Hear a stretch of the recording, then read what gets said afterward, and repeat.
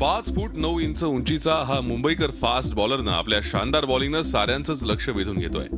World class batsman देणाऱ्या मुंबईच्या टीमनं अनेक फास्ट बॉलर्सही भारतीय क्रिकेटला दिलेत.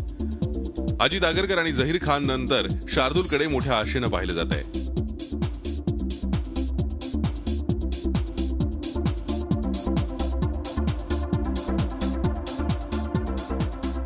गेल्या वर्षीचा रणजी सीझन त्यानं आपल्या बॉलिंगनं चांगलाच गाजवला.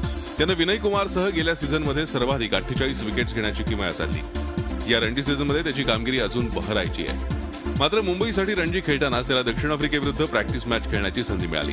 त्यानंही या संधीचं सोनं करत आफ्रिकन टीमच्या बॅट्समनना आपल्या स्विंग बॉलिंगनं चांगलं सतावलं. फाफ डु प्लेसिस आणि हाशिम आमला या दोन बॅट्समनना त्यानं पॅव्हिलियनचा रस्ता दाखवला.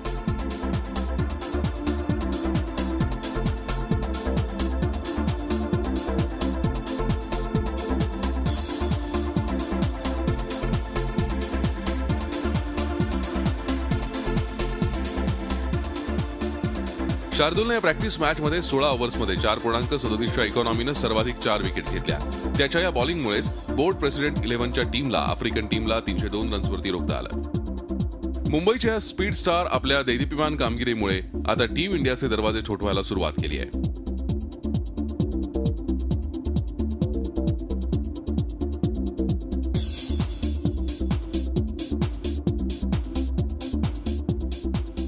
कामगिरीत सातत्य राखण्याचा मी पूर्ण प्रयत्न करणार आहे. कामगिरीत सातत्य राखल्यानंतर टीम इंडियात मला निश्चितच संधी मिळेल.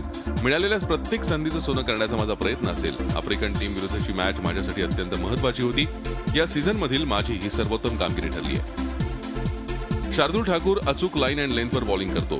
त्याचप्रमाणे बॉल स्विंग करण्यामध्ये त्याचा हातखंडा आहे. आता खडूस मुंबईकरांच्या टीमचा हा हुकमी एक्का टीम इंडियाची जर्सी लवकरच परिधान करेल अशी अपेक्षा त्याच्या चाहत्यांना आहे. Bureau report, Zee media, Mumbai.